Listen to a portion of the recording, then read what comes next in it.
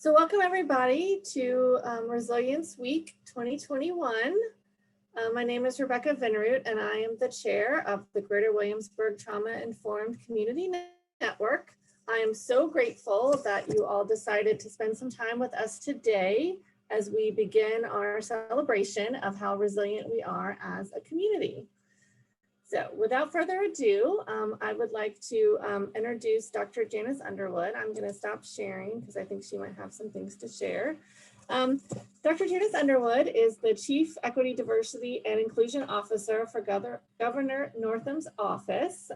She is the Commonwealth of Virginia's first cabinet level Chief Diversity Officer, and this position is also the first of its kind in the nation. So certainly a trailblazer. Dr. Underwood strongly believes in servant leadership and culturally relevant reform. She has a host of achievements and has been very impactful in her goal to make Virginia an exemplar for the nation regarding diversity, equity, and inclusive excellence. Dr. Underwood is also a resident of the Greater Williamsburg area, where she resides with her family. So I can think of no better person to help us celebrate how resilient our community is. So Dr. Underwood, I will pass it over to you. Well, thank you, Rebecca, for that kind introduction. Let me just say, I'm so happy to be with you, to the leadership of the Greater Williamsburg Trauma Informed Community Network. I think I said that right. Sally McLean and Rebecca, for your invitation, to all the members, to everyone who's with us today. I'm just so pleased to be with you. As Rebecca mentioned, I am a resident of York County or the Greater Williamsburg area in particular. I'm in that part where it's like York County, but I have a Williamsburg address. It's so weird, but just happy to be still a Hampton Roads resident. I work in Richmond, but I did not want to leave the 757 because my family lives there. That's where we're from. And so we're part of the community. So even as I chat with you all today, just know that I'm chatting with you as a member of our community, not talking at you, but really with you. So I do welcome questions and comments, and I really want this to be a discussion. So I'm going to kind of go through these slides a little bit. We're going to talk about the One Virginia mission, but I really do want it to be a conversation. So put questions in the chat box. Some of my colleagues from my office are on the call, and they'll be putting links in the chat. So please capture those because they will be great resources for you going forward. So if you're ready to go, say, let's go. Give me a thumbs up. Let's go. Let's go. All right. So part of the reason that I'm extremely pleased to be with you here today, in addition to everything I just shared, is that Governor Northam, my boss, has officially recognized May 2nd through the 8th as Resilience Week, as many of you know, in the Commonwealth, and has called this observance to the attention of all of our residents and citizenry. So this week's focus on resilience, which is also something that many of you have been talking about all year long, I know, is something that's also really important to my team in the Health Equity Working Group, which I'll talk a little bit more about in a moment. And you've defined resilience as the process of adapting well in the face of adversity, trauma, tragedy, threats, stress, or you all put sort of bouncing back, right, when you're in these challenging situations. And so COVID-19 has exposed the existing inequities and structural racism in our society, and actually has deepened this trauma for many of our communities. Trauma has been at the very core of this pandemic. And I know when I reflect on this past year, I truly realize how resilient Virginia is and continues to be. And we have placed some things in the Virginia Code to make us even more resilient. Next slide. I'd like to start with this slide today because this is our One Virginia mission. As you see, you say, well, what's One Virginia? I see this virtual background you have, and you're like, what's One Virginia? Well, I'm glad you asked.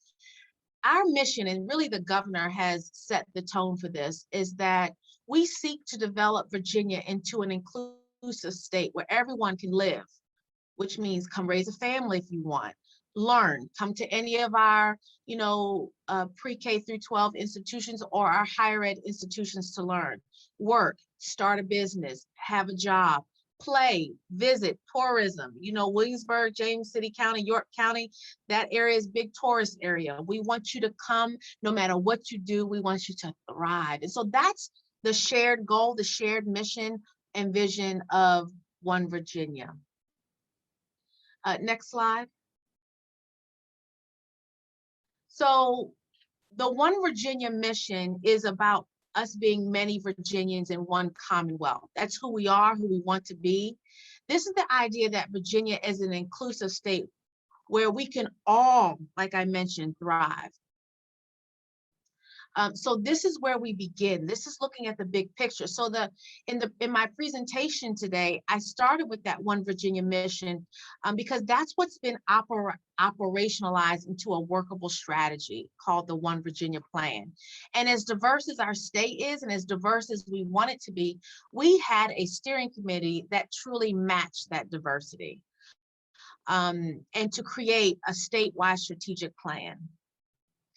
I have a statutory obligation to do so, actually. When my position, which is the first position of its kind to exist in Virginia and nationally, it has been codified with House Bill 394 in 2020, which makes it a permanent position for all future governors.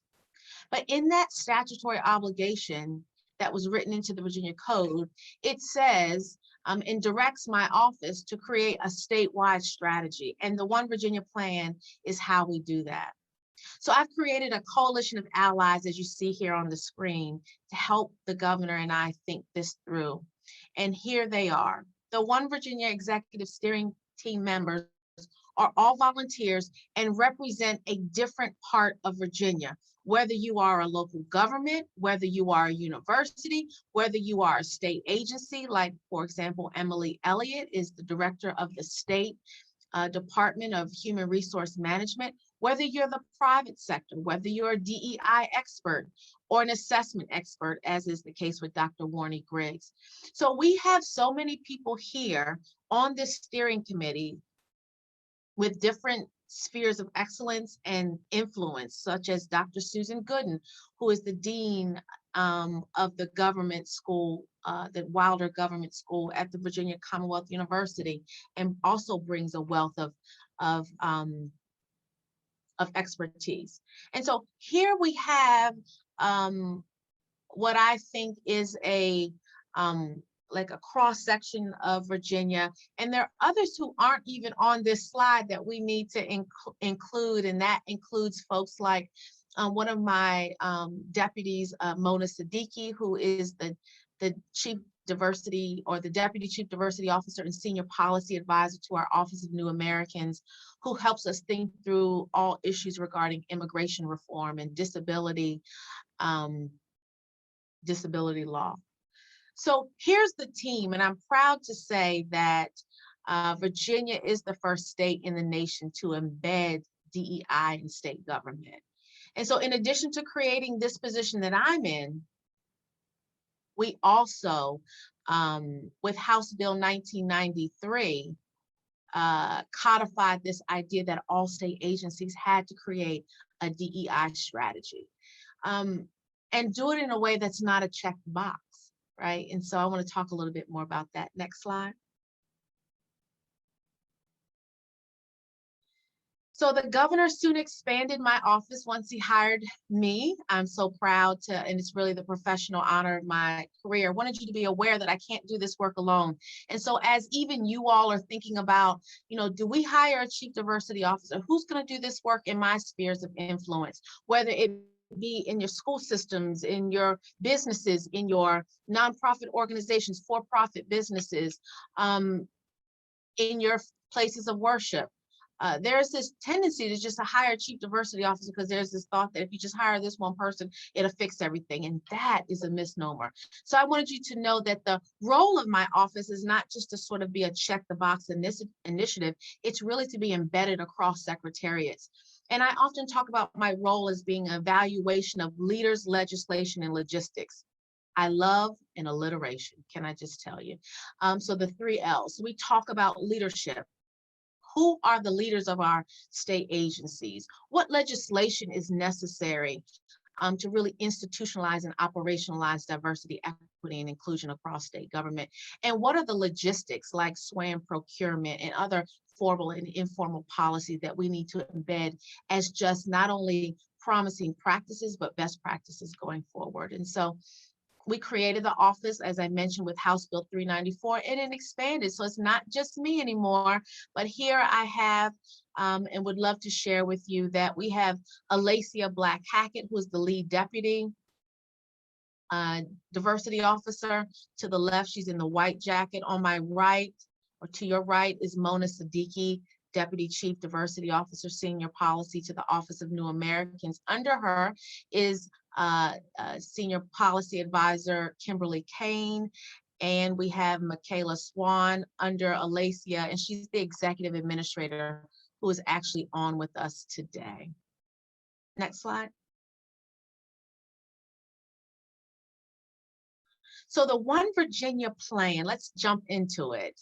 And the One Virginia mission is the mechanism that helps us achieve that shared goal I talked to you a little bit about earlier, that I started at the beginning of this presentation. The one that I mentioned, to develop Virginia into an inclusive state where all people can live, learn, work, play, and thrive. And the One Virginia plan is the first effort in the country to put into administrative day-to-day practice a comprehensive DE&I agenda as a statewide strategy for not only systemic change in government services, systems, and operations, but also a way to improve and be a business solution for how we do things. And it actually, what we created is a toolkit. I want to just share with you very briefly is that there was some research that came out just recently that 50% of our national citizenry thinks that diversity and inclusion work is just sort of a moral mandate and is all about political correctness. And I just want to, make sure that I'm clear every time I speak that DE&I, or diversity, equity, inclusion, is not so much about political correctness, but it's about organizational effectiveness. How can we be better at what we do? Because we're all human. We all come with our different shared lived experiences. How can we be a better organization as a whole? It's not about convincing every one person about this idea of interrogating every single person and kind of making them feel guilty about racism and American slavery. But it's about how do we come together understanding our different lived experiences? How can we begin to make sure that we have a culture of a workforce in our organizations that allow and empower innovation and problem solving so that we can get our work done in a cost-effective way, in a way in Virginia that really sets the tone. We certainly do have a complicated history with regard to American slavery and the institution of racism, as well as, for example, Jim Crow laws. But what are we going to do about it? How do we move from that trauma and move into organizational effectiveness? And as I mentioned, the One Virginia plan has these as our mission. And so I'll just share with you, it's based on the inclusive excellence theoretical framework, which is the framework I believe in. It disrupts longstanding injustices and inequity and helps us to create sustainable change, innovation, and productivity across state government and even other sectors of our Commonwealth who choose to join in with us. That's the idea of inclusive excellence. It gives Virginia a business advantage and makes it a more attractive place to live, learn, work, play, and thrive. And I'll just share with you, several big for-profit businesses have reached out and said, we are really impressed with the way that Virginia is looking at DE&I, and we want to move more businesses in Virginia because of that, because more people want to work in a place where they know that they will be welcomed. So the next slide very quickly, the One Virginia plan has 5 goals, and they all work in tandem to the mission that you just saw. These 5 goals are recruit and retain a diverse workforce. Made that the first one because that's just the starting point. Diversity of our organizations is just how we get started. The real work comes after the fact, because once you recruit a diverse workforce, how you retain them and leverage them to build a more effective organization is the real sort of meat and potatoes. So how do we create and sustain organizational culture? How do we engage stakeholders in learning about DE&I as it relates to our organizational mission? How do we create and sustain an organizational infrastructure that supports accountability so that it's not a check the box initiative? And then how do we focus on community engagement activities that actually provide measurable, direct, equitable, and sustained benefits to our diverse communities? How do we make community engagement really work for us as opposed to just, some organizations just write a check, right? How do we know that that work, that philanthropic work, for example, is really making a difference?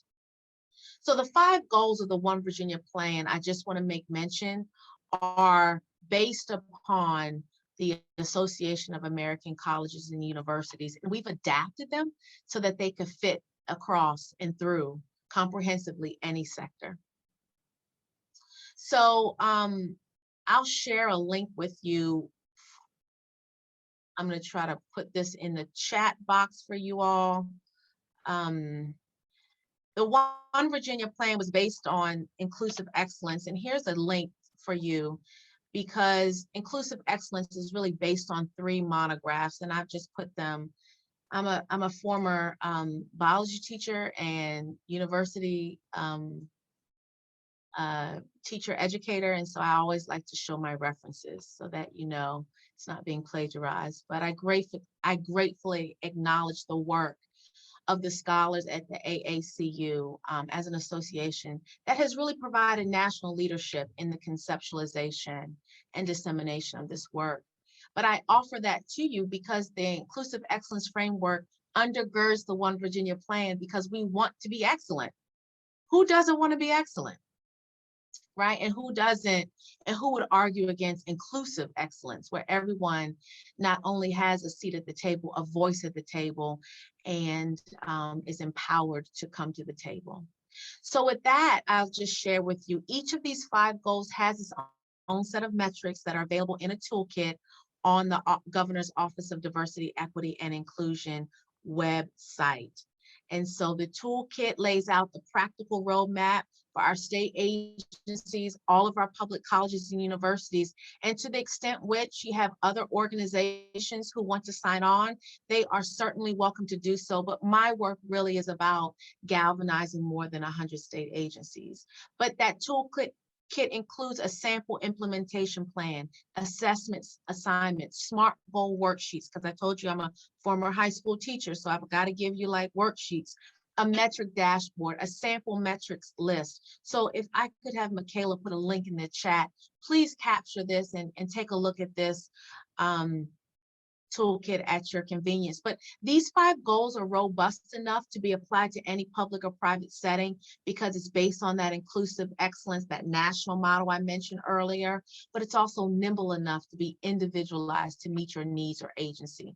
So while these 5 goals you see here were created for all state agencies in our public colleges and universities, they could easily be turned to your organization or business or anyone. So you could rewrite them to say whatever it is you needed to say. So for example, just very quickly, I could say for goal 3, it could be individualized or rewritten to read, engage all Amazon stakeholders in education that advances diversity, equity, and inclusion into Amazon's mission, right? It could say that. Right, so how you individualize it, how each organization individualizes it is up to them. Next slide. So here are the dimensions of the inclusive excellence framework. You'll notice everything's color coded in the toolkit, again, that's the educator in me. So access and success, for example, is directly coded with this idea of recruiting and retaining a diverse workforce. This could also include recruiting and retaining a diverse student body at an institution of higher ed. And so all of our 5 goals really dovetail into these dimensions of inclusive excellence. Next slide. So why inclusive excellence? You have to have a plan or a strategy to confront historical oppression, or what I often call hegemonic hypnosis. So our strategy is to use collective impact. And I know many of you have heard collective impact or the collective impact model before, but that really guides us towards inclusive excellence, which to me means visible DE&I, not just sort of this moral mandate, you got to do the right thing, but it's adaptable and scalable. It integrates quality and improvement into DEI. And there's an emphasis on intentionality. And it really moves us away from this sort of false notion that DE&I work is all about being politically correct. This work is everyone's work. So people say, well, how big is your staff? And I'll say, it's the entire state. My staff is every secretary, the governor, everybody that it works in Virginia, because it's going to take all of us, right? Including you all. So if we want our communities to be more resilient and inclusive, it takes all of us. And so when I think about who my staff is, I don't think of it as this territorial thing. It's because it takes all of us. It's everyone's job. DE&I is not just Janice Underwood's job. It's all of our job. Next slide. So here's the customizable toolkit, or an example of the toolkit. This is what you will see, or a snapshot of what you'll see when you go to the website to check out the Virginia toolkit there. And thank you, Kimberly, who is our senior advisor, who is on with us as well. Thank you, Kimberly. Also, just want to share with you very quickly that this is free. Most organizations pay $50,000 to $100,000 just for these materials, and they are being made available to anyone who wants to take a look at them. So next slide. How do you get started? So that work is really up to you all. As you think about how to build resilience back and bounce back, do your homework, engage in honest dialogue, and foster ongoing and collaborative feedback with each other. So we've come to the end of my presentation. I want you to know that we are doing some incredible things in the Commonwealth, and we've only just begun to create that diversity, equity, and inclusion infrastructure. It's embedded in all things that we're doing COVID. We have a health equity working group that was just codified by the governor and signed ceremonially on Friday at the Norfolk FEMA site at Military Circle Mall. So we're building in equity there. We're building in equity with House Bill 1993 that's now mandates that every state agency has to have an equity plan. So we're getting there. But let me be clear, this is hard work that everyone doesn't agree with, which we're doing this work. You know, some people want to just go back to ignoring structural racism in plain sight, but I suggest we are doing the work. The other thing that I will make mention to you, and I'm going to ask Kimberly to quickly put a link in the chat because I know our time is running short, is that we have also, in addition to House Bill 1993, in addition to Senate Bill 1296 that creates that permanent equity working group for emergency management and health equity,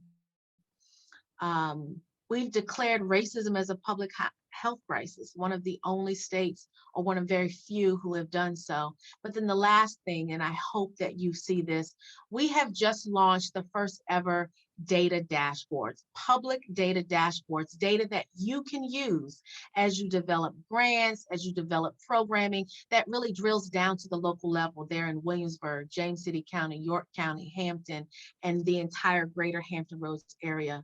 So please, if you can, Kimberly or Michaela put a link to our data dashboards. There are two that you should be aware of. There's one that highlights all of the equity work happening across the administration with regard to COVID. And then there's a whole separate equity dashboard that creates equity at a glance and really looks at Virginia from a statewide perspective and compares us or ranks us with all other states by state view as well as a locality view. So it cuts across 133 localities. Yes, we have been busy over the last year, but we've been doing this work and responding to COVID. And so please do check out our equity dashboards and figure out how our data-driven process here at the state can perhaps inform the work that you're doing there locally. So with that, I will sort of step back and just say, as you work to build a healthier, more resilient community, I stand with you, not only from here in Richmond, but having raised my family in Hampton and now in Williamsburg, York County area. I'm with you. I stand with you. I link elbows with you in a socially distanced way, and together as we look to create equitable solutions for our 21st century circumstances, we truly must lean into our discomfort and lean on each other to forge ahead with diversity-led innovation. So thank you so much. We are one Virginia strong. We'll get through this together. So any questions, I'm happy to take them now. I really appreciate, well, first of all, I really appreciate you taking time to talk with us. And I think it's a great viewpoint that you have about One Virginia, and that the work of diversity, equity, inclusion is everybody's work and not just the work of a particular office or a particular person. So as I link that to the work that we're doing in our network, I think it's important for us to remember that it is a community network, and that talking about trauma and talking about being resilient is everybody's work as well. And so that's something that we've been working towards with our strategic plan, and also making sure we have diverse voices at the table. So are there any, I guess, tips or any pro tips you can share as to how we do that? So it's not just, the professionals doing work, therapy or whatever, that it really is seen as a community endeavor and not just something siloed over here. I really appreciate that question, and thank you so much. There's a lot to unpack there, and I don't know that we have a lot of time to do that. But the first thing that kind of comes to mind, just sort of viscerally, is that these issues are so embedded in our society. There's been a lot of chatter about, is America racist, right? After the president's speech last week. And this idea of sort of being afraid to talk about this work is sort of also embedded in our work. It's embedded in the work that you do every day. In fact, if you're talking to someone, if I'm talking to anyone on this call, if I were to say or mention this Black person sitting over there, we might say there's a Black person. We whisper. We don't want anybody to hear us talking about race, and we teach our children that kind of trauma language, right? So as we think about modeling this work, as we think about talking about this work, we have to change how we talk about it, because in some ways we advance this, this narrative. We don't even understand, and we're not even willing to, in many instances, talk about how, our country was founded by people who were racist. It was founded on the concepts of American slavery, that many of you on this call, myself included, would not even be allowed to speak to you or look you in the eye. And it's not lost on me that the second governor right behind me of Virginia built the Capitol building with enslaved laborers, right? And had children with one of his slaves that he owned, right? But the 73rd governor has hired me and directed our entire administration to begin to unpack and undo some of those structural mechanisms in our Virginia code. And we've done a lot of work, but there's a lot of work to do. It starts with our communication. It starts with our conversations, and it really starts with relationships. in the neighborhood that I live in, I'm not going to shout anybody out, but the neighborhood that I live in, somebody was playing the music loud, and everyone on our Facebook page was like, call the police, call the police. And I thought, well, I certainly wouldn't want us to just call the police and create a situation where we're asking police to deal with this. That could cause trauma for that neighbor. Why don't we have relationships with our neighbors where we can just go over and have a conversation? How is it that we can advance this work in communities and in our organizations if we could just talk about it differently from an informed place, as opposed to sort of this place of fragility, sort of this place of a lack of knowledge, right? We all have an incomplete knowledge. We all could learn more. And so no one should arrive. But also understand, Rebecca, that a lot of people are afraid to talk about this. So education is really the key. And before you can start to model this, you need to really invest in the education that I know we've done here in the Northern Administration. We went through, and I personally led 8 hours of racial equity training for our entire cabinet and for our agencies, and well, for our cabinet, we're now dovetailing that into our agencies, right? And so we can't talk the talk unless we're walking it at the same time. And so that takes time, it takes work, it takes a willingness to say I'm committed to inclusive excellence. And until you do that, it's all going to seem disingenuous. So it's about how we change the narrative internally and then model it externally. It was a long way around the mulberry bush, but I'm gonna just say that happy to talk a little bit more about specifics, but that's sort of where my heart is right now.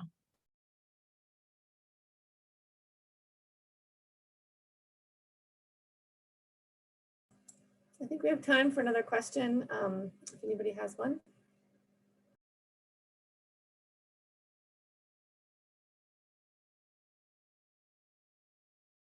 Come on, y'all, don't be shy, I don't bite. Hey, Dr. Underwood, I actually have a question for you, if you don't mind. Absolutely. Hearing you speak, you even just acknowledged like Virginia is one of the only states, if not the only state, to declare racism as an issue that needs to be absolved, right? Mm-hmm. Looking at your presentation, and I see your cabinet, what you've built out. Can you speak to any struggles you've had while building that out, any adversity you've had to overcome with that team? Well, let me just level set real quickly. The team that you saw was the steering committee that helped to build the One Virginia plan. So that was the strategic plan. The governor's cabinet is a whole nother thing. In fact, I will share with you, the governor's cabinet is the most diverse cabinet in any governor's administration in history. More women, more people of color, more religious diversity as well. But that being said, I feel like your question is about what challenges I've had since being in this position and advancing the One Virginia plan with the steering committee. So dealing with this idea of, in 2019, Virginia was sort of in a racial reckoning. Would you all agree? Right? We had this idea of, quite candidly, a blackface yearbook photo incident. I mean, we can be real with that. I'm okay with talking about that. We had the 400th commemoration of 1619 and really commemorating the first enslaved Virginians to come to Virginia, right? This idea of Virginia sort of being on a national platform for almost a whole year, with this idea of slavery starting here in Virginia. So the question was, okay, so what you gonna do about it? And so me coming on in this role was very difficult. I will just share with you, in the most difficult thing I've ever had to do, right? So for me and my family, there was this idea that I had to get over, that I had to sort of earn the trust of the community first, because they thought, well, you're just a check the box window dressing person. He just put you in that position. We don't even know who you are. So I had to do a lot of just having a conversation with people. And I said, let me reintroduce myself to you. You didn't know me, right? I'm here to do good work. And and I'm willing to work with anyone who wants to work with me. I'm not here to convince everyone, because I know that there are people here in Virginia that don't want to even have a conversation about this. And quite candidly, who were attacking me and my family. And so, I those were some of those challenges that I faced. But the way that I overcame those challenges and continue to overcome them, because I had some people trying to stab me in my back just on Friday, just to be honest with you. But it's about doing the work and having conversations with people. And as I underscored just this past weekend, it's about having relationships with people, because you're much less likely to call me a name or call me out of my name if you know who I am. If you know that I'm a mother and a wife and a daughter of a stage 4 cancer patient. I just lost my mother 4 years ago from cancer, and now I'm dealing with my father. It's about understanding that, I'm struggling, trying to also be a minister's wife right. So now you're starting to get a little bit of who I am. You're like, oh, I didn't know that about Janice. Did y'all know that her dad has stage 4 cancer? No. Well, we begin to humanize ourselves for one another. It's about building relationships. And now that I've begun to truly build those relationships, it's about understanding me as a human being. So it's not so much about, wanting to just harm this unknown person. Now there's a humanity component into it. So that's why relationships are so important. That's what I carried as a teacher at Hampton High School. People would say, how come you can talk to some of these kids and they will cuss me out, but they don't cuss you out? It's because I have a relationship with them. I know their mother and their grandmother and I go to their different dance recitals, and I go to their places of worship, or I've been to their baby showers, and I go to this, like I know them. And they know their parents and grandparents know me, so they treat me a little different. It's about relationship. And until we have relationships with the community, we'll continue to struggle. So that was also a long way around the mulberry bush to say that it's about relationships. And because there were a lot of people that didn't know me, I had to kind of earn my way. I had to sort of introduce myself to folks and build relationship, which is ultimately what I'm doing with many of you now, right? So that when you see me at Food Lion, when you see me at Walmart, or just say hello, I want to say hello back. I want to, bump elbows and say, how are you doing? And how are you feeling? And is everyone okay in your family? And that's what it's about.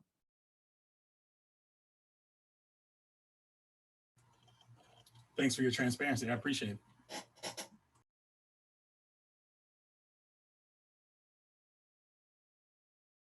And I don't know, I think it's Prell.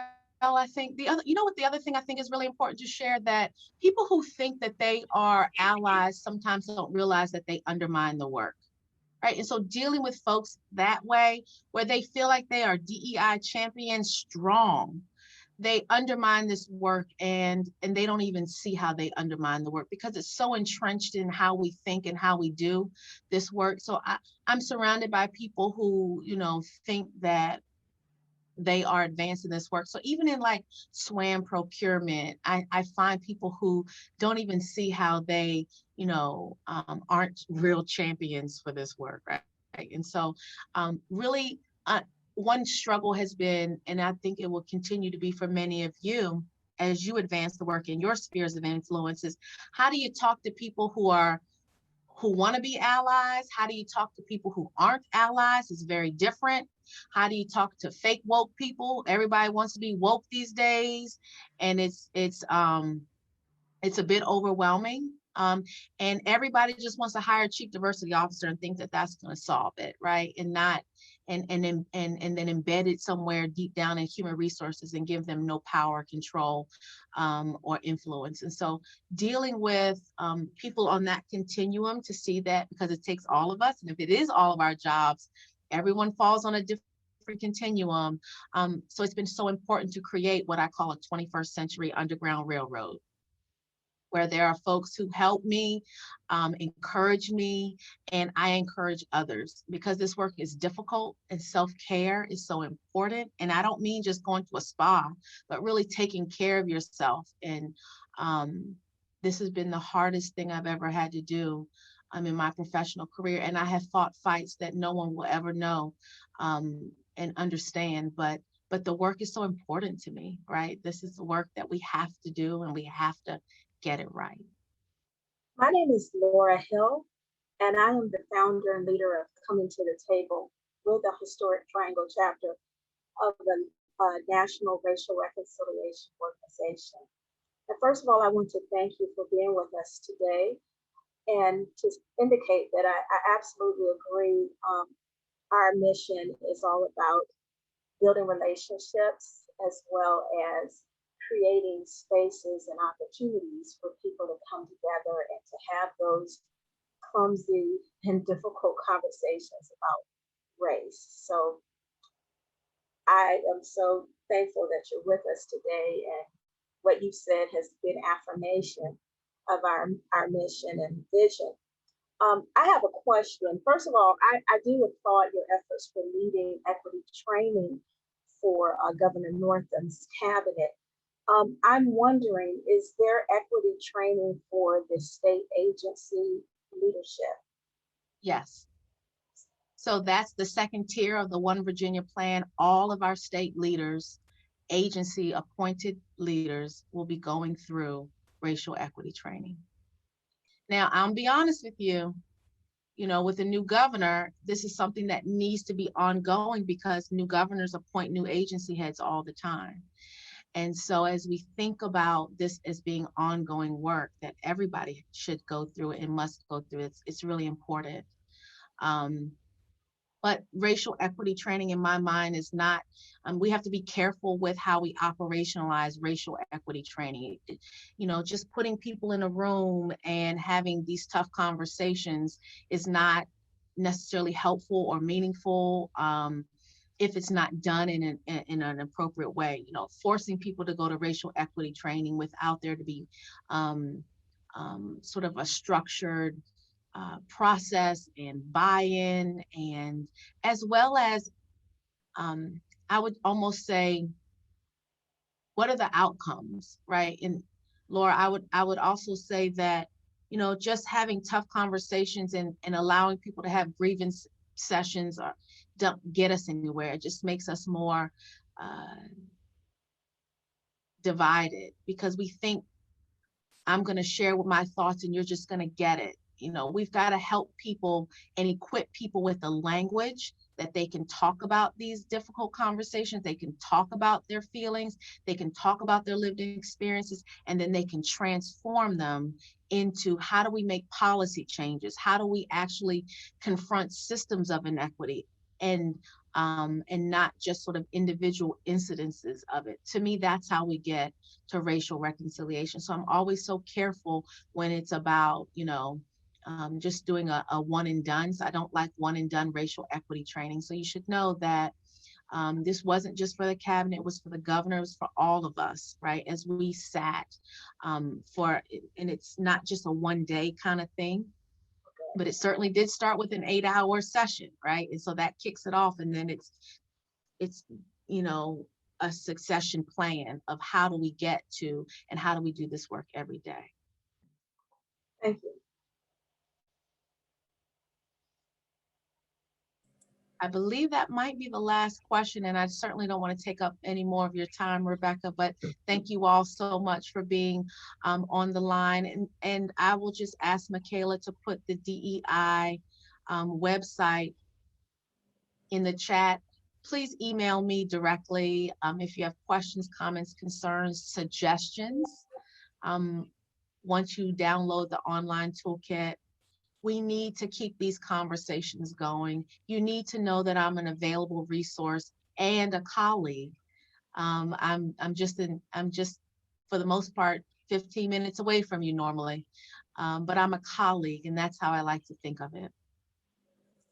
Well, I just want to thank you so very much for spending time with us today. And I think, and certainly the work that you're doing dovetails with the work that we're doing. And I think the takeaway, I'm going to quote Lawrence, let's keep it on repeat: relationships build resilience.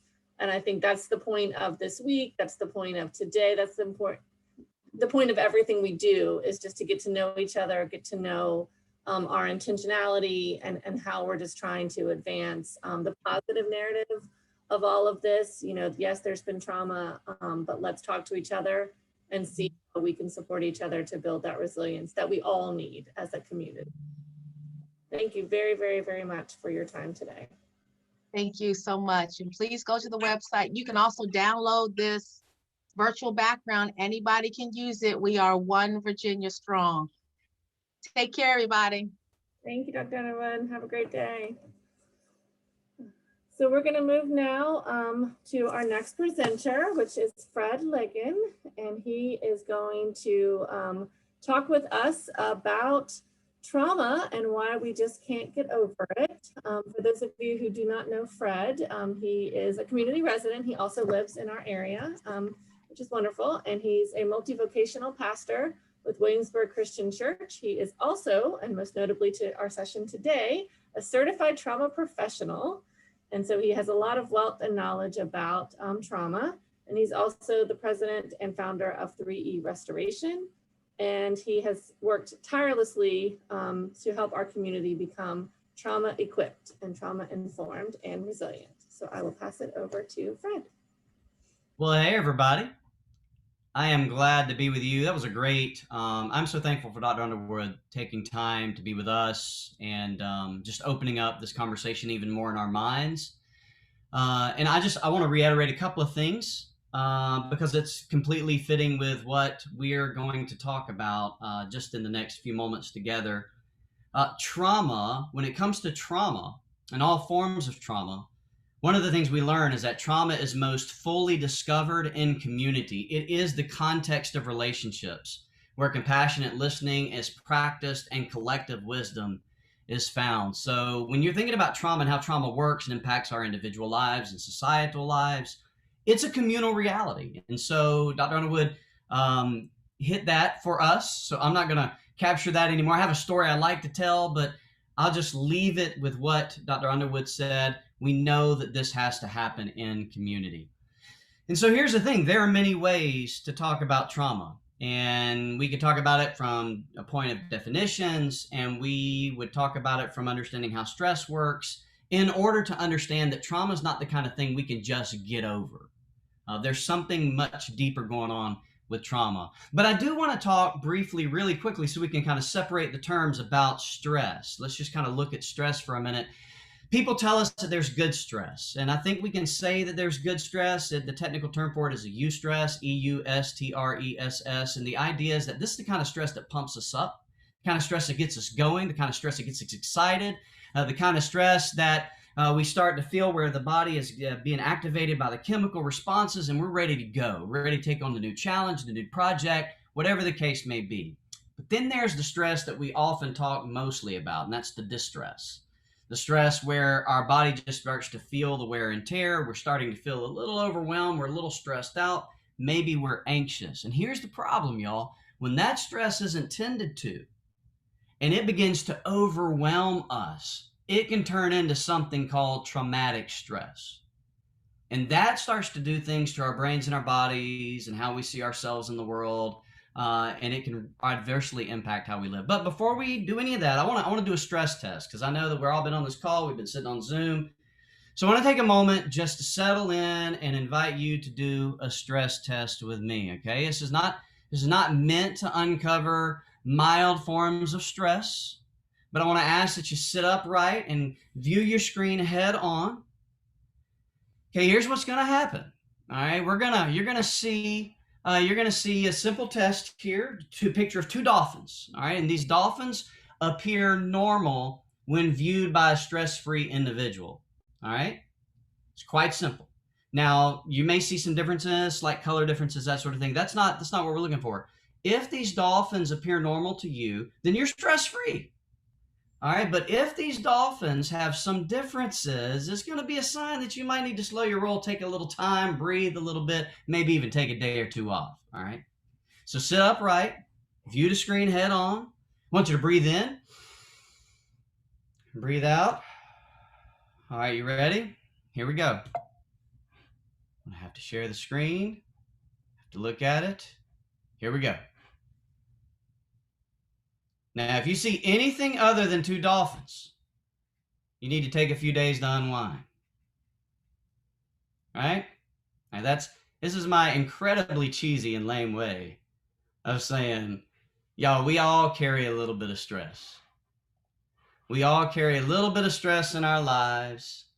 And there is a difference, though, between having the stress turn into such a thing that it begins to overwhelm us and turn into something that could be called traumatic stress. All right, so we're going to throw out some words, throw out some definitions, all right? Traumatic stress occurs when our ability to respond to threat is overwhelmed. That's Dr. Peter Levine's term. I'm like Dr. Underwood. I want to give credit where credit is due because I'm not smart enough to come up with all this. Traumatic stress occurs when our ability to respond to threat is overwhelmed. Traumatic stress is this emotional wounding that results from experiencing or witnessing a traumatic event or events. This is highly stressful, horrifying event, this series of events where we feel like we lack control, where there's a sense of powerlessness, where there's a threat of injury or death. Now, can we all admit that we've kind of been in that during a, pandemic, where the story and the narrative of sickness and injury and harm and even death is all around us, and there's a certain sense of powerlessness we feel, this lack of control, and there's a stress going on, and the stress turns into some sort of overwhelming sense of being, where it's not just a single event, it's this cumulative event, this ongoing experience of layer upon layer upon layer of traumatic stress. And we find ourselves caught in this constant place of being overwhelmed by what feels or is a threat to our well-being or even a threat to those we love. And it's not just a pandemic. It's the reality of any societal thing that's going on. It may be something personal in our lives. And we know about this idea of resilience, right? Like it's what we're going to celebrate and honor this week and remember and practice this week. And we know that coping is possible. We know that even healing is possible. We know that resilience, if resilience is bouncing back, we've seen people do it. Maybe we have. Some of us have been through hard things, terrible things, and yet we're here. And if resilience is understood as the ability to adapt to challenges and changes, if we've seen people do that, and we've even felt ourselves do that, and we've seen people take power over a situation that made them feel vulnerable or created uncertainty, but they made adjustments, we know that resilience is possible. And so sometimes it's that mindset, it's what we see, that puts us in a place where sometimes we say or we hear people say, then why can't we just get over it? Why can't we just get over the trauma? Why can't we just get over the stress? Had it been long enough? Sometimes we say things like, let the past be the past, right? Sometimes we say that happened 400 years ago, right? Why can't we just get over it? And what I want to suggest today is there are legitimate answers to explore, and I want to offer 3. And all of them are bound up in how trauma works. All right, y'all ready? All right, so the first answer I want to give here, it's called collective or societal trauma. All right, the trouble with centering trauma as an individual model is that it does not fully address or explain what's happening collectively that makes individual trauma possible. And here's what I mean, so stay with me because we're going to get a little deeper. We're going to wind in a little deeper here to think about it because this is a big question. Why can't we just get over it? We are all individuals living in a variety of social systems, right? Family systems, organizational systems, institutional systems, civic systems, and like the obligations we feel as citizens of society. And these larger social realities are not detached from our individual lived experiences. We are embedded in a context of cultures and community. And none of these systems are detached even from one generation to another. They carry forward because systems form us. Family systems form us. We pick up habits from mom or dad, or siblings or cousins or aunts and uncles and grandparents, and we carry them into our lives. And a lot of times these cultural family systems extending one generation to another create beliefs and values and practices and ways of seeing the world that determine or shape our behavior. And when we reflect on how we interact with society, at home, at work, we're building on an inherited set of values passed down from parents, grandparents. Sometimes they're cultural like manners, and sometimes they're larger realities. All right, here's what I mean. One of the most basic ways to think about this. All right, small history lesson. In 45 BCE, now don't leave me because I know when people usually start like with 45 BCE, everybody's like, oh, I gotta go. But hold on. In 45 BCE, Julius Caesar decided that the best way to keep time was to base the year on the time it takes the sun to go around the earth. So he created the Julian calendar. And this calendar governed our understanding of time for 1,500 years until Pope Gregory decided that innovations in science and astronomy could fix what he saw to be glitches in the calendar. So in 1582, he created the Gregorian calendar. Y'all with me? All right, good thing we ain't done yet, because you'd be like, what, Rebecca, what are we doing? All right, in 1752, Great Britain changed to the Gregorian calendar. And now that's the calendar that governs our sense of time. The whole western part of the world operated off of this calendar, while many nations in the East continued to operate off the Julian calendar that actually governed our life together for 1,500 years. Many nations continued on with the Julian calendar until the 1900s, and it changes how we keep time.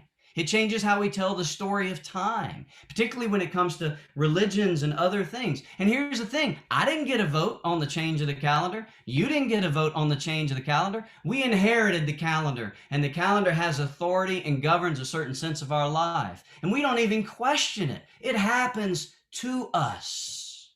Y'all with me?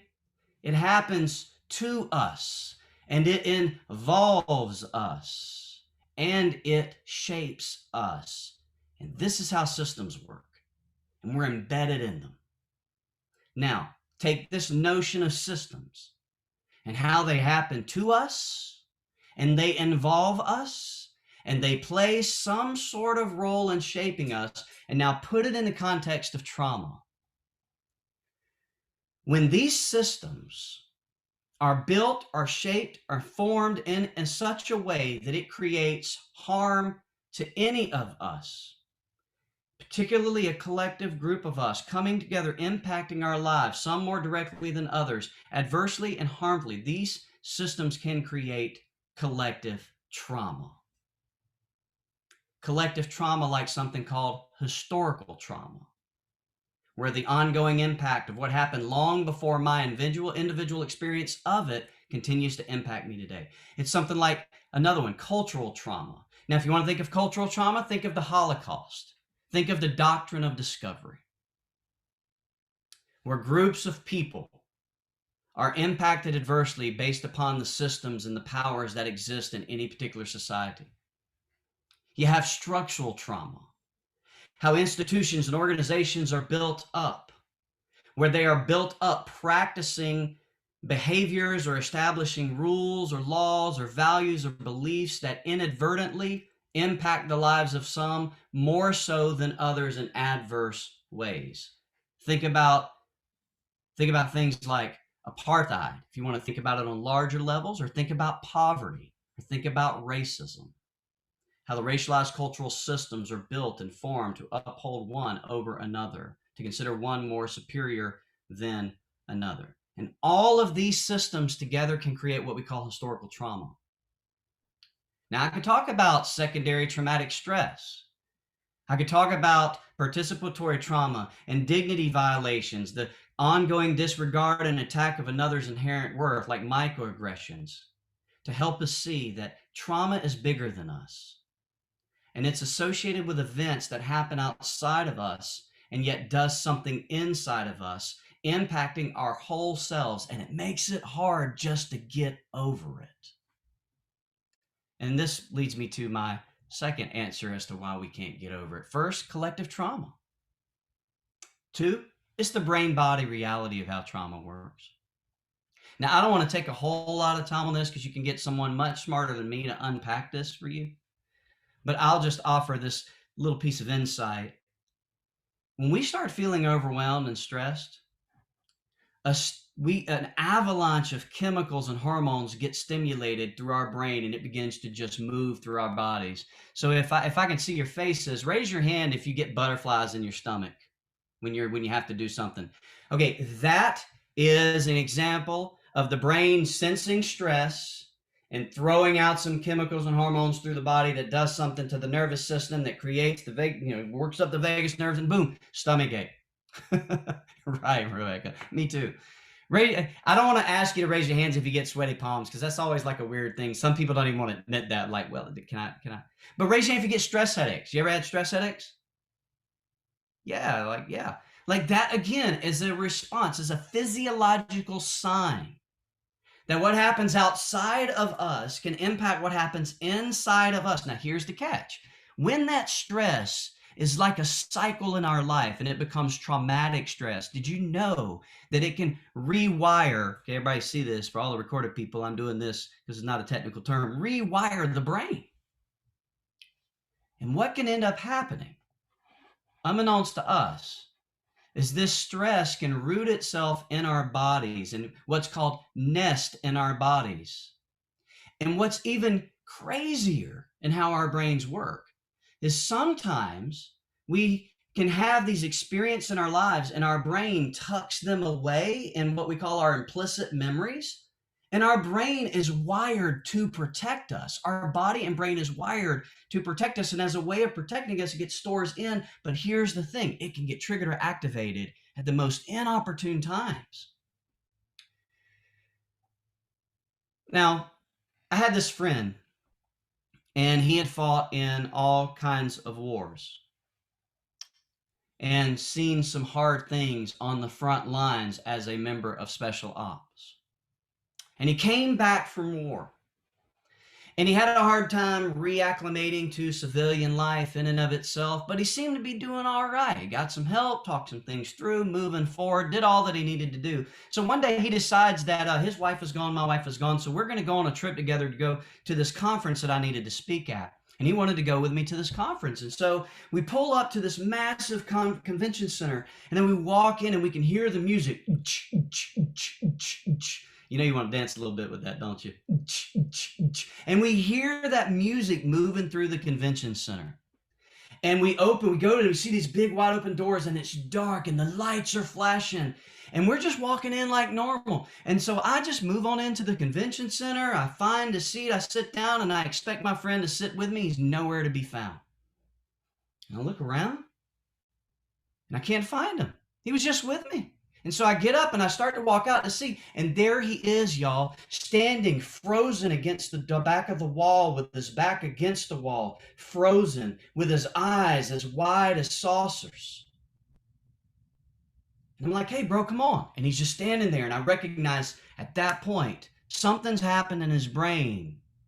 Fight, flight, or freeze. And for him, it was freeze. Something activated his trauma. And so I raised my hands up and I lowered my voice and I said, hey, brother, can I put my hand on your shoulder? And I got in his eye line and I swept my hand slowly onto his shoulder. And I said, hey, will you walk with me? I'm going to apply a little pressure to your back. And I applied some pressure to his back, and we gently walked out the room. And y'all, when he came out the room, his body collapsed. He literally collapsed on the floor, weeping. Why? Because the traumas that he experienced in war out of nowhere was provoked by this loud, dark room with lights moving forward, filled with people, and he couldn't just get over it. Now, as I kind of start wrapping up, I have a confession to make. I have Tourette's disease. Now, why do I tell you my story of Tourette's disease? Because it's a nervous system brain thing. And every now and then, if I get anxious enough or nervous enough, my body will begin to do things that are beyond my control. Why? Because it's a brain thing. I can't stop ticking and having a Tourette's outbreak in my body no more than a friend of ours, you or me, can just get over trauma. Because number one, there's a collective and societal reality of trauma. Number two, there's a brain-body aspect to trauma. Matter of fact, so much so that we've learned that trauma can impact our nervous systems to the degree in our brain, to the degree that it nests in our body and can actually impact our health long-term. We can have physical problems long-term. Not only that, we have learned that trauma can impact the body so greatly that it can impact how it's passed from one generation to another. This field called epigenetics, which tells us that trauma can affect the predisposition of certain traits. That means our genes can be packaged and altered in a different way due to the trauma that's passed on. There's studies for that. Look it up. Why do I tell you this? I just want us to know that trauma is not something we can just get over. When we start saying, let the past be the past, or why can't we just get over it, or that happened years ago, we are revealing our need to understand that when trauma happens to it, when traumagenic events take place and it produces trauma, that it can impact the body and the brain, and it can also be a part of a larger narrative at work. All of these experiences, whether single or cumulative, impact a single person's mind, body, and spirit, as well as society's social, cultural, economic, religious, and political systems. And when a society is built upon a foundation of collective trauma, whether as the participant causing harm or the participant receiving harm, the systems that are built inevitably root themselves in trauma and impact all of us, just in different ways. And individual experience variations of these traumagenic realities, family systems, poverty, racism, genderism, classism, and so on. And that's just how social and human systems work. So when we say, why can't we just get over it? We don't realize that, for one, we rarely get over anything ourselves, right? Whatever happens to us in the past has a tendency to stay with us, whether we resolve it or not. But number two, this question reveals our need to understand how trauma works on the most basic level, bodily and socially. And we must get to a place, if we're going to build a resilient community, okay, if we're going to build a community of resilience, we have to get to a place where we can acknowledge how collective trauma works and how historical harms impact the present in one single person's body, mind, and spirit, as well as the ways these single persons come together in relationship with one another and form community. We aren't made or wired to just get over it, neither as individuals or a society. So what can we do? All right, so let's close out with the practical side of things. What can we do? One of the things we can do is we can ask, how do we embrace our past and process it together? Like, what can we do individually to help us even do that? One of the things we like to talk about is our windows of tolerance. And I'm not going to get into a lot of detail here, but one of the things I want to encourage you to do is to think about whether or not you are feeling well enough to have these kind of conversations. Are you in a place in your brain and in your body and in your life where you feel like you can have these heavy conversations?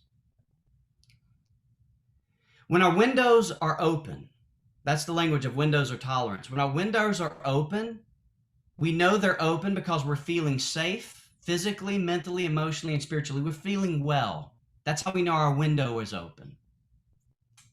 When we are in hyper arousal, when we're hyper alert, when we're like very defensive and kind of on edge, maybe even at times offensive, that is a sign that our window of tolerance is closing. Something's happening in our nervous system and our brain coming together, and it's closing our capacity to be able to have hard conversations right now, or maybe even tackle harder things. And that's okay. It's just a sign that our window is closing. We can do things to open them. And we're going to talk about that all week. All week, all the events can help open those windows of tolerance.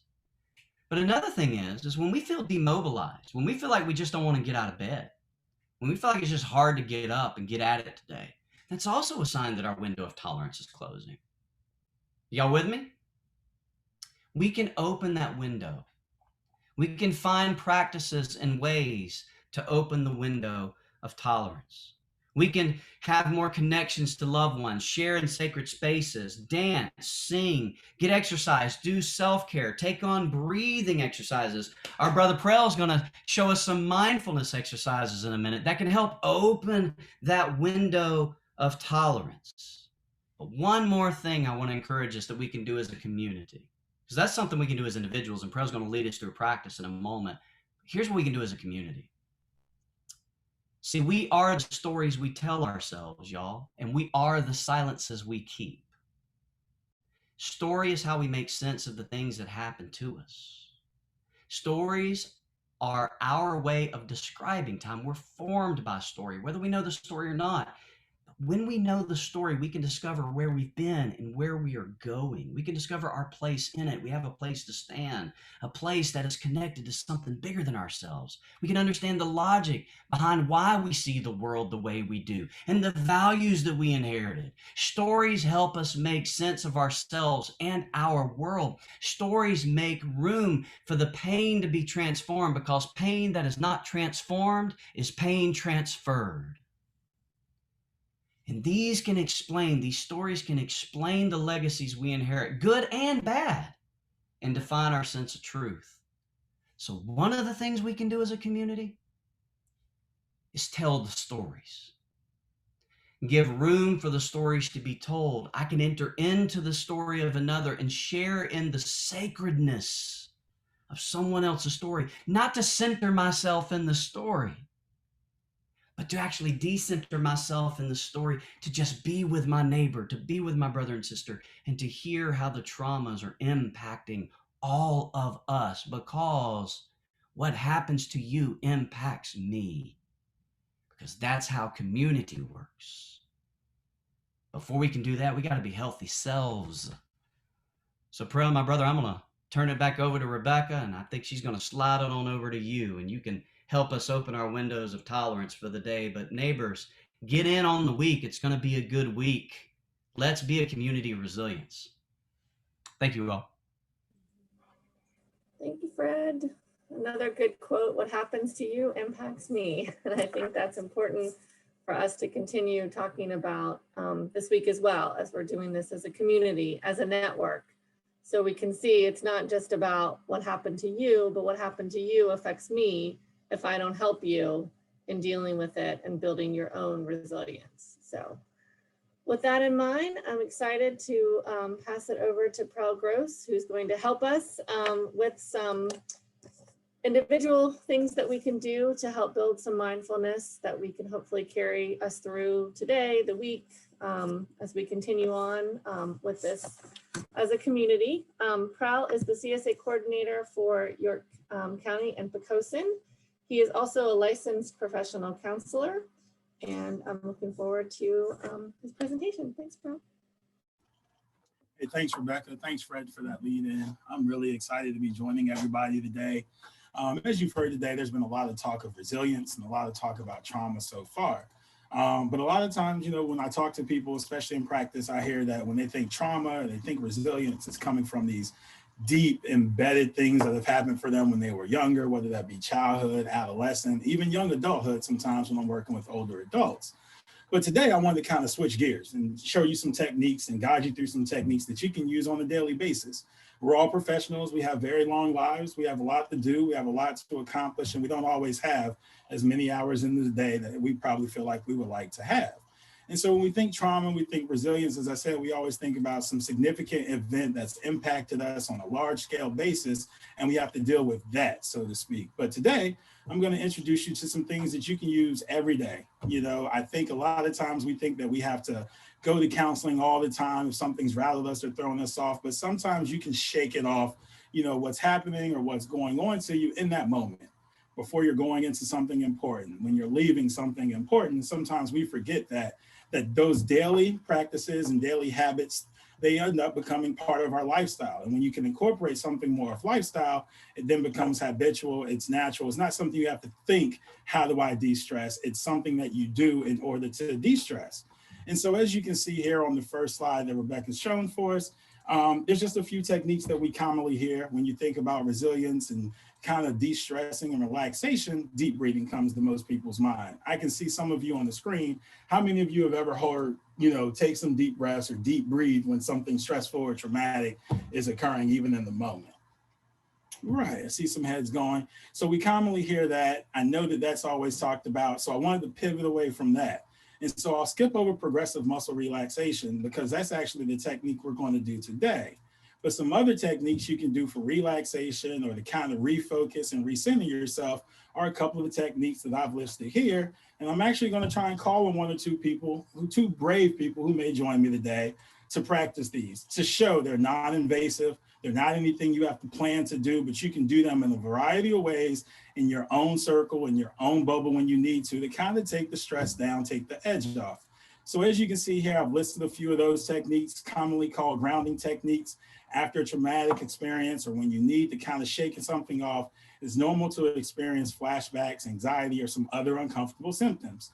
These techniques, so to speak, turn your attention away from them, those thoughts, those memories, those worries, refocus on the present moment. Remember, when you're talking mindfulness and relaxation, the goal is to try and pay attention to the present moment without judgment. So I know a lot of us have been on Zoom calls over the past year. We've probably had similar thoughts like, oh man, I really don't want to be on this call.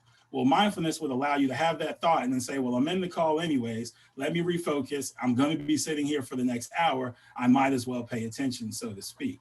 So if I could, is anyone comfortable enough to try one of these techniques with me just to show how easy they can be done in your own environment? Who's going to take that challenge for me today? I will, Prell. This is Sherry. I'm here. Hey, Sherry, thanks for taking on the challenge. So I like the 5, 4, 3, 2, 1 technique a lot. So that's the one I'll ask you to do. Really, really easy. First thing I want to ask you, Sherry, what are 5 things you can see? I see flowers. I see a coaster. I see my dog outside.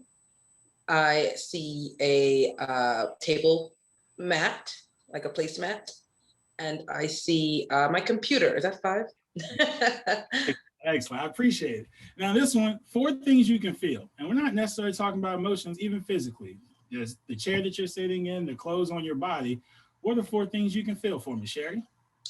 I feel my butt in my seat. I feel hunger and a little tension in my head. I feel my fingertips touching my hands because they're clasped. Excellent. That's 4 things you can feel right there. I appreciate you. Now, this one's a little different sometimes. Might be trains blowing in the wind, your AC unit possibly. What are 3 things you can hear right now for me, Sherry? I hear the motor of my laptop. Okay. I hear the squeakiness in my chair as I shift a little bit. And I can hear my fridge because I'm in my kitchen. All right. Now we're going to get a little more difficult in the last 2. Can you tell me 2 things you can smell at this point in time? That's difficult. No, hold on. You can pick something up if you like. Oh, okay. Then I can smell my lilies in front of me. Okay. You don't want to see them? Can you throw me one more thing?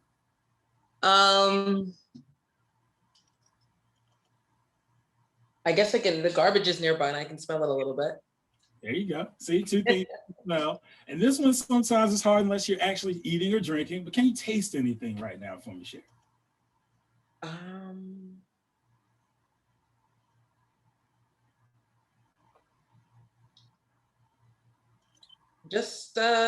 Just my mouth. I don't know. Mouth, right? It's that. Your tongue. I've had people say my tongue, my spit, something I ate yesterday. There's all kinds of things you can sometimes taste. But the quick question, Sherry, that I have for you, since I started asking you those things and to think about those specifically, were you thinking about anything else or maybe anything that you were thinking about before I started asking you those things? I was thinking about, do I look okay for the camera? There you go. So as you can see, you heard from Sherry, like when you're doing those things, hopefully it can kind of take your mind off. It could be something that you can do to transition. When you're leaving work, you can walk around and do the 5, 4, 3, 2, 1 thing as you go to your car, when you get into your car, just kind of take the edge off, as we said. There's another one I want to throw out for someone if they humor me. Would anybody else like to take a shot at one of that mental exercises that kind of takes your mind off of things from time to time? All right, Brad, I see a hand wave. I appreciate you, Brad. So I'm going to throw you maybe on the spot a little bit more, but do us all a favor if you could and count backwards from 100 by 7s. 100.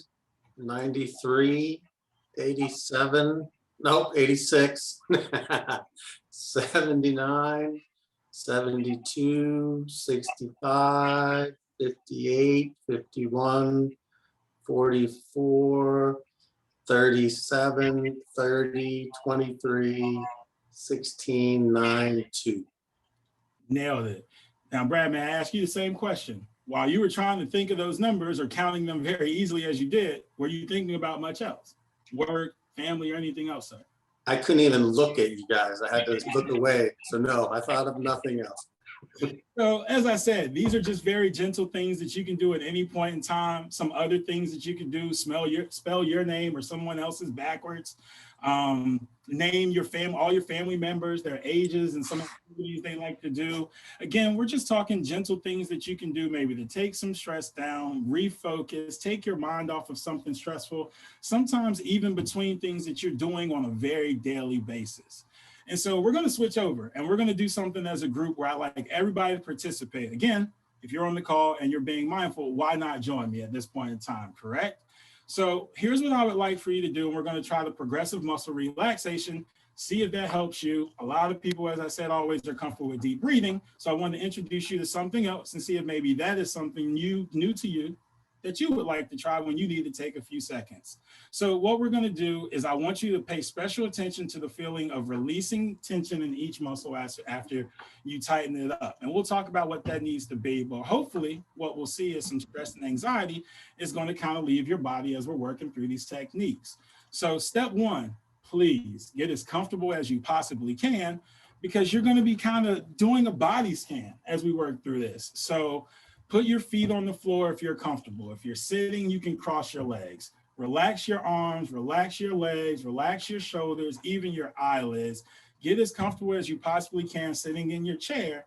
And then if you're also comfortable, shut your eyes if you're comfortable doing so, and let me kind of help guide you with the breathing and the techniques so that you can fully embrace it, really take into account what I'm asking you to do. And keep in mind, as I said earlier, you let thoughts in, you let them go, try not to hold on to them. So if we're ready, everybody get comfortable. Close your eyes if you'd like to. And begin by taking a deep breath. Notice the feeling of air filling your lungs and hold your breath for a few seconds. Now release that breath slowly and let the tension start to leave your body. Take another deep breath in and hold it this time for a brief pause. Again, slowly release the air. Again, focusing on your breathing as it comes out. Now we're going to do one more, and then we're really going to start to scan the body. So again, for me, take a slow, deep breath. Fill your lungs and feel the air filling up your lungs. And hold that. And release that slowly as well for me now. Slowly release the breath and imagine the feeling of the tension leaving your body. Now, as your eyes are still closed, move your attention to your feet. Begin to tense your feet by curling your toes and the arch of your foot. Hold on to the tension and notice what it feels like, but don't strain, just hold it tight. And we're going to do these now for 5 seconds and then release. So everybody curl or arch your toes, tighten up. 1, 2, 3, 4, 5, and now release the tension in your foot. Notice if your feet feel any differently now that you've relaxed them. Now let's move the focus up to your lower leg. Try and tense the muscles in your calves. A lot of people do this by kind of pressing their feet into the ground or their heels into the ground. Now squeeze, hold them tightly, and slowly release the tension from your legs for me. Again, notice the feeling of relaxation. And now at this point, I'd like to remind you to continue taking your deep breaths as well. Now let's keep moving up. Now tense the muscles of your upper legs and your pelvis. You can do this a lot of times by trying to squeeze your thighs together. And again, make sure you're tightening them without going to the point of straining. So tighten up, 1.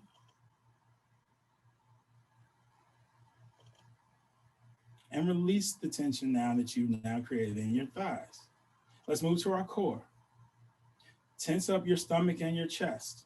You can do this by sucking your stomach in, squeeze hard, hold the tension, hold it a little bit longer.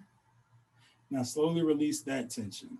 And at this point, refocus on your body and let your body go limp. Let yourself notice any feelings of relaxation or maybe where you're still a little tense. Continue taking the deep breaths as you're hearing my voice, as you're readjusting, slowly breathing in and exhaling at the same time. Deep breath for me. Now release that and feel that leaving your lungs. Now, tense the muscles in your back by bringing your shoulders together behind you. Can you do that? Again, tense them hard, but don't strain. Now hold that for me.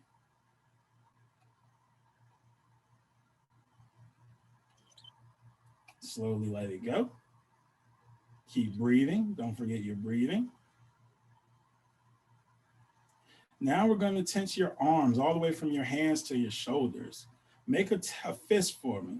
Squeeze all the way up your arm and hold that for me at this point in time. Squeeze it.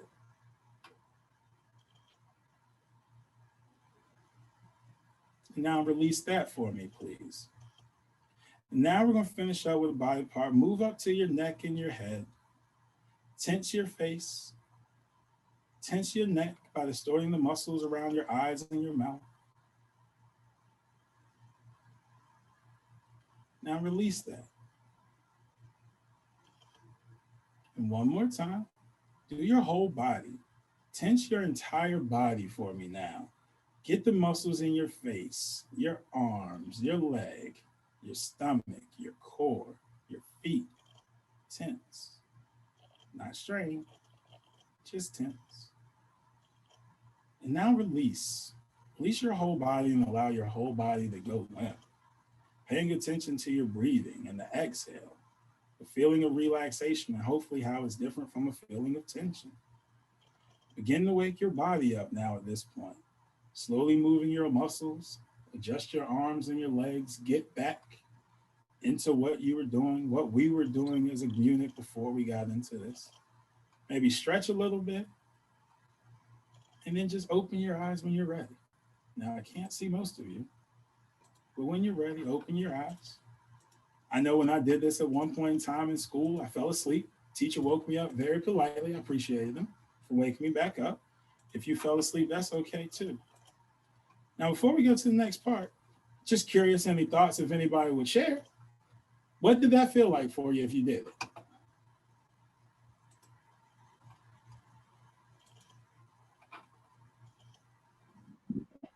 That felt great. I enjoyed it. It's very relaxing. Thanks, Tony. I appreciate that. Hopefully you all felt similarly going through the progressive muscle relaxation activity. Becca, can you go to the next slide, please?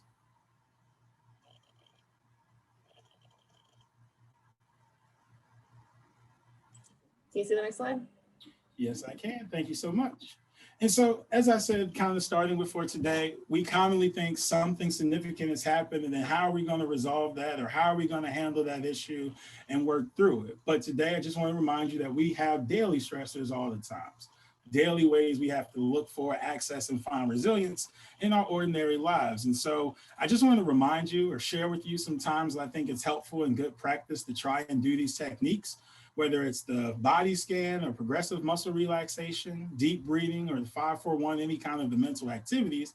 But think about these times and if it could be helpful for you as a professional, maybe before or after you go into supervision, before or after entering the workplace to begin or end your day. I personally can share with you that when I drive to work, I take a few minutes to do some kind of deep breathing. I prefer progressive muscle relaxation as to why I introduced it to you. I'm a highly energetic person. Whether I'm excited about something or I'm annoyed about something, comes out in my energy. Taking a walk, how I'm talking to you, you can maybe see my hands moving. I need that so it calms my body so that I can go and do what I need to do in a more relaxed and calm manner because of my excitability. Before or after a difficult encounter with a youth or family, many people in here are working with DSS, we're teachers, helping professionals in different fields, transitioning into or back from lunch, regardless of why you may need to do that. For me, sometimes I do that, it just recenters me, takes me out of eating, back into getting into the workspace mentally. Before driving home from work, if I've had a long day, before walking into the home after work, that one in particular helps a lot of people kind of let go of work for the entire day while you're in your driveway, so to speak. I talk to a lot of people, especially families, about this one. How can you recenter before you're all back together and let go of what happened at school or what happened at work, let go of a conversation you just had on the way home, and try not to carry that into the home as well. So I particularly encourage people to accept that one. Adopt doing it before you go into your home after you've driven, while you're just sitting there, for example. And then commonly, maybe when you grab your cup of coffee, take those first 2 to 3, 5 minutes, refocus. For me, I like to sit at my desk, I organize everything, I have my drink with me, and I just take a couple of deep breaths before I open up any emails and kind of unload for the day. And so I just wanted to introduce you all to some things you can do more on a daily basis. I hope that you found that these techniques and tools could be helpful for you in any setting, because as I said, no one's going to know why you're using it, if you need to use it. And if you leave supervision, again, think about what Fred was telling you, how resilience is built. You know, what you want to be able to do is maybe shake it off a little bit in that moment after a tough encounter of any form, and then you can figure out and process maybe later. So again, with mindfulness, it's non-judgmental. If I sit down and I want to say, oh man, it was a tough supervision, I felt like my supervisor was really tough on me today. Okay, I can let it go. And then maybe after that, think about it a little differently, but at least put myself in the mode to say, this was tough. I can experience that. I recognize it. I'm going to let that go. And then I can come back to it when it kind of comes back into my awareness. So I appreciate everyone's time today and going through some techniques with me and trying those out. Hopefully, if you hadn't tried that one, and if you hadn't, maybe it'd be helpful for you on your daily basis. So I appreciate you. And thanks for the time, everybody.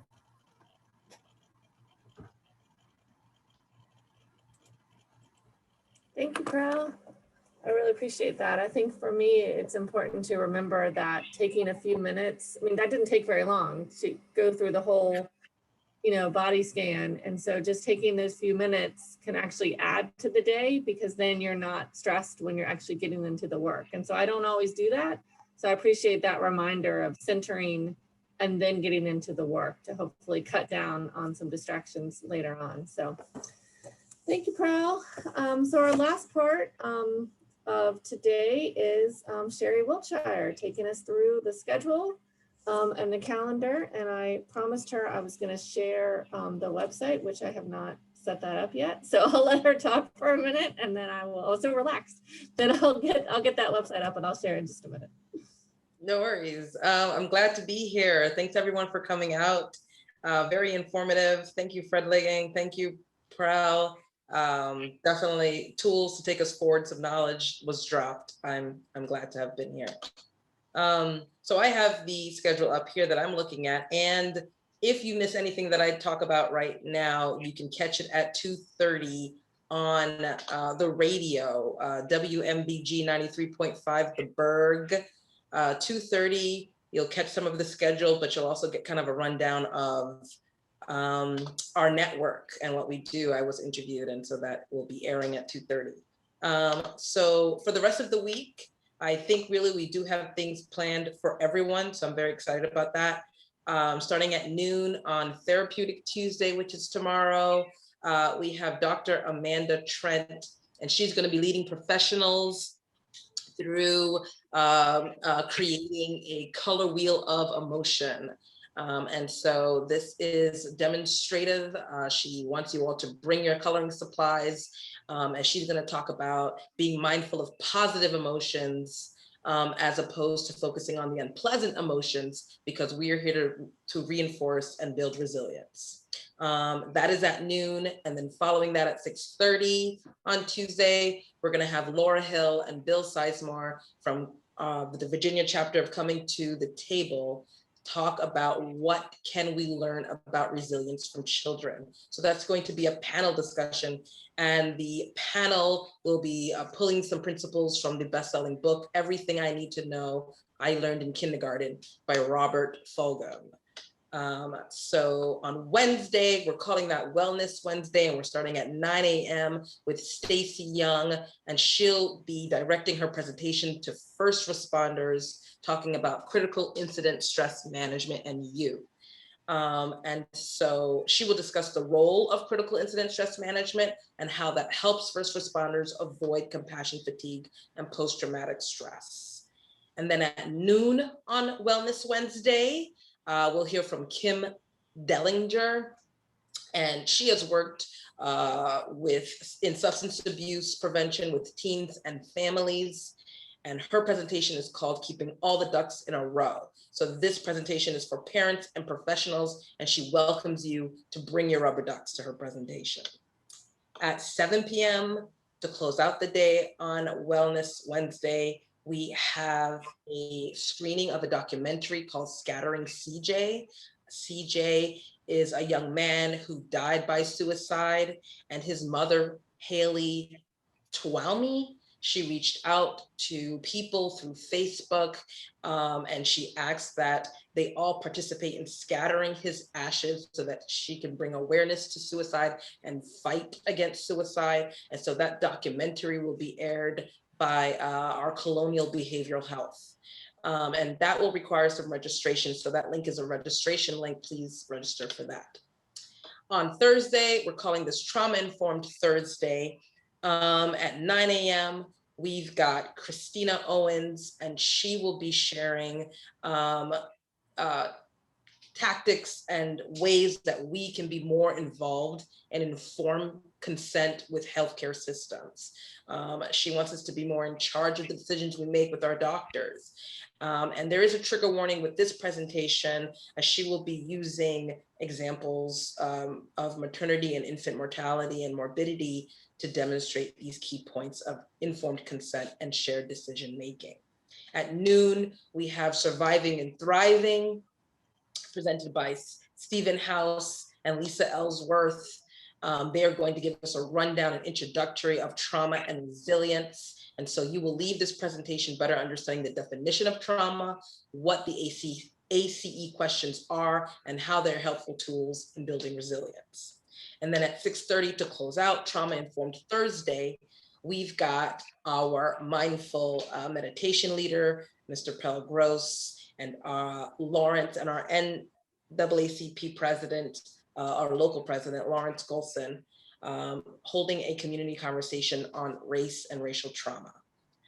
And then finally on Friday, we have Fulfillment Friday. We've got Debbie Smith. She's a local of Williamsburg, and she'll be joining us and sharing her story that she entitled Rape, a Survival Story.